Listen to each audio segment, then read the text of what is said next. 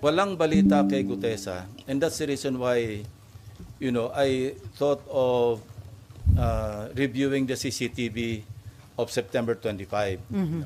It was not my intention to spy on Senator Marcoleta. No. Ang talagang reason kung bakit pinahanap ko yung CCTV footage, para magkaroon kami ng clue kung sino yung pwedeng kasama niya, na pwedeng mapagkilanlan, na pwedeng ipaabot sa kanya yung invitation through that person.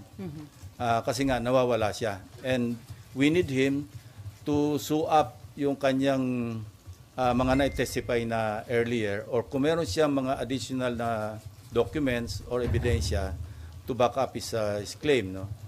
In his sinumpang salaysay.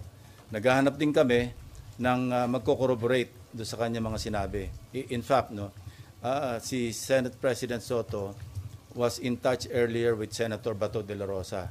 Because sabi ni Senator Bato, meron siyang ipipresenta na magko-corroborate kay Gutesa.